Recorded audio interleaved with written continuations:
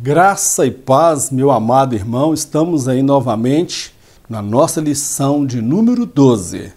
É uma lição maravilhosa e nós vamos entrar agora no segundo subtópico, que tem o seguinte título: Salomão busca sabedoria para reinar. No primeiro subtópico fala o novo rei. Eu destaquei o seguinte: um verdadeiro líder cristão não é necessariamente aquele que possui em suas veias o sangue do líder anterior, mas aquele que tem experiência pessoal com Deus e o caráter de Cristo em seu viver. Quem era o novo rei? O novo rei, ele era de fato o descendente de Davi. Ele tinha o sangue de Davi, mas acima de tudo, Salomão, ele tinha uma experiência com Deus. Deus se apresentou para Salomão. Nos nossos dias, contextualizando, os nossos líderes, eles não são aqueles que necessariamente têm que ter o sangue do líder anterior. Como eu já disse no primeiro subtópico, no primeiro tópico da nossa lição, no nosso primeiro vídeo. O verdadeiro líder é aquele que é separado por Deus, capacitado por Deus. E ele tem experiência com Deus, experiência. E essa experiência, ela é vivenciada no seu caráter. Ele é firmado na verdade. Ele não é oportunista. Ele está se valendo de uma história que não foi ele que construiu. Mas o verdadeiro líder, para dar continuidade, ele tem uma história nessa denominação. O ministério não está caindo nos colos dele de graça, mas ele construiu uma história ao longo de anos trabalhando nesta obra. Ele tem experiência com Deus. Salomão, ele era o novo rei, mas ele tinha experiência. Ele foi marcado por um encontro com Deus quando Deus se apresenta para ele. E é tudo que nós desejamos, que aqueles que vierem assumir as nossas igrejas, nesse tempo de mudança, nesse período de transição, não necessariamente que ele tenha o sangue do líder, mas ele tem o sangue de Jesus na sua vida. Ele tem o caráter de Cristo no seu modo de viver e um testemunho, vida de santidade. Uma vida de exemplo que inspire toda uma geração a querer servir ao Senhor. Vamos então, meu amado, para o nosso segundo subtópico dentro desse segundo vídeo. Salomão pede sabedoria a Deus. Eu destaquei o seguinte: cada um pede a Deus aquilo que julga ser mais importante em dado momento da sua vida. Feliz aquele que, acima de todas as coisas, pede sabedoria para conduzir a própria vida e para liderar outros. Meu amado, Salomão pediu a Deus a coisa mais importante. Nesses tempos de crise que nós estamos vivendo, muitos têm pedido a Deus dinheiro, trabalho, que Deus abra as portas, que Deus prospere, e isso é importante. Não vou dizer que você não deva pedir, mas acima de tudo isso, feliz é aquele, meu irmão, que consegue chegar diante de Deus e falar: Deus, me dá sabedoria para conduzir a minha vida. Eu tenho que ter sabedoria para conduzir a minha família. Eu tenho que ter sabedoria para conduzir os meus filhos, a minha casa. Eu quero pregar na igreja, mas eu quero pregar primeiro na minha casa.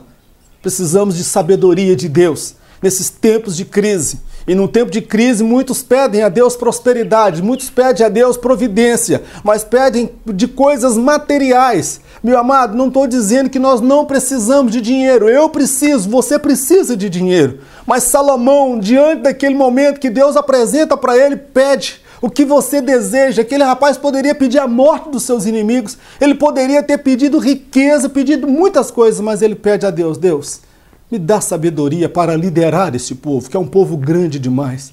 Meu irmão, nós que somos servos de Deus, somos chefes de família, precisamos mais do que nunca sabedoria de Deus para educar os nossos filhos dentro de princípios, dentro do temor, dentro dos moldes da palavra de Deus. A minha geração está pedindo muito a Deus, mas está pedindo carro, está pedindo casa, está pedindo diploma de faculdade, está pedindo formatura, está pedindo realização profissional. Meu irmão, estas coisas são importantes, mas a coisa mais importante é sabedoria para conduzir a nossa vida espiritual, para conduzir a nossa caminhada. O que adianta Deus te prosperar hoje? Se você não tiver sabedoria, você perde tudo que você conquistou. Olha Ló, ele ficou rico, ele ficou um homem próspero, mas perdeu tudo que tinha, porque ele fez escolha errada. Precisamos de sabedoria de Deus, desses tempos de crise. Quem sabe Deus não permitiu essa crise sobre a nossa nação brasileira para que a igreja brasileira comece a pedir a Deus. Não é mais carro, não é mais dinheiro, não é teologia de prosperidade pregada nos nossos púlpitos, mas que a igreja brasileira, ela comece a clamar a Deus e fala: Deus, dá-nos sabedoria para guiarmos esta igreja, dá-nos sabedoria para testemunharmos diante dessa sociedade, dá-nos sabedoria para mostrar a esta nação que a solução para o Brasil, ela não vem de Brasília. A solução para o Brasil, ela vem da igreja, dos joelhos que dobram e daqueles que proclamam a mensagem da salvação. Jesus salva, Jesus cura, Jesus liberta e em breve voltará para buscar a sua igreja.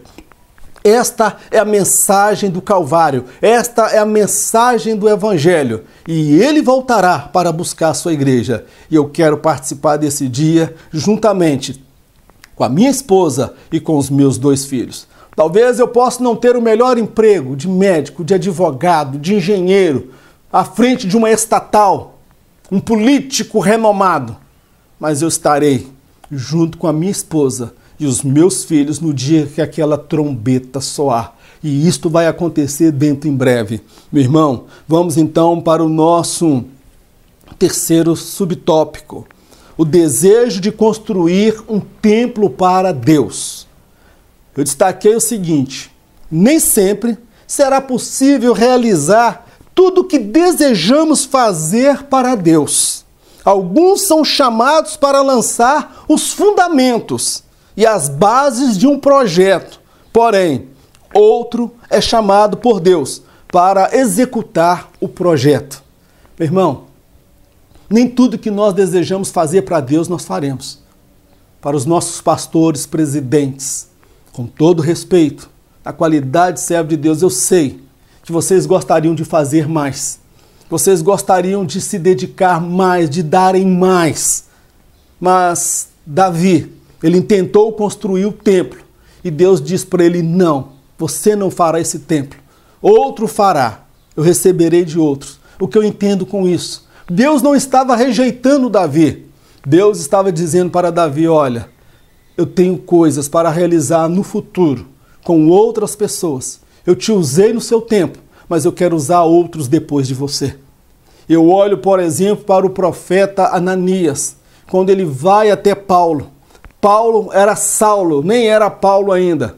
Era aquele homem que perseguia a igreja e metia medo. Era aquele homem por onde ele passava, muitos cristãos eram presos, as mulheres eram arrastadas pelo cabelo.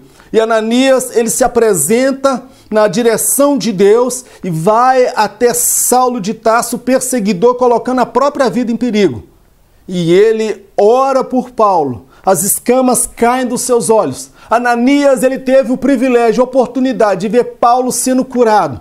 Ele teve a oportunidade de ver Paulo sendo batizado. Eu acredito que ele quem batizou Paulo nas águas. Ele testemunhou Paulo sendo batizado com o Espírito Santo. Mas a Bíblia se cala naquele momento ali. Não fala mais de Ananias. Ananias sai de cena e entra Paulo em foco. E Paulo realiza coisas maravilhosas e tremendas que Ananias não realizou. Ananias entendeu e compreendeu qual era o limite da chamada de Deus para a sua vida. Meu amado irmão, meu amado pastor, meu amado colega de ministério, precisamos compreender que por mais que queremos fazer coisas maravilhosas, extraordinárias na obra de Deus, nós não teremos a capacidade para fazer tudo e nem tempo e condições para fazer tudo. Deus levantará outros para fazer. E quando outros fazem, não é sinônimo de que Deus me rejeitou, mas é porque Deus me usou segundo o propósito dele e vai usar outro depois de mim e compete a mim fazer semelhante o que fez João Batista. Necessário é que ele cresça e que eu diminua. Meu irmão, quem tem que crescer é Cristo. Jesus é que precisa ser visto nas nossas vidas. Vamos reconhecer a chamada do outro, a importância do trabalho que o outro faz. Podemos fazer muita coisa, mas muitas vezes não é o que Deus tem para nós. Vamos entender até onde podemos ir. Deus estabelece limite em tudo. Quando ele fez a natureza, ele colocou limite no mar, ele colocou limite no homem, ele colocou limite sobre todas as coisas. Meu irmão, o meu ministério e o seu ministério, ele também tem um limite. E não reconhecer esse limite está trazendo muito prejuízo para a Assembleia de Deus no Brasil. E não reconhecer esse limite está trazendo prejuízo para muitas famílias, para a obra de Deus. Que Deus abençoe a todos. Encerramos aqui o nosso segundo subtópico e no próximo vídeo nós faremos o terceiro e o último subtópico. Que Deus abençoe a sua vida e voltamos dentro de alguns instantes. Deus abençoe no nome de Jesus.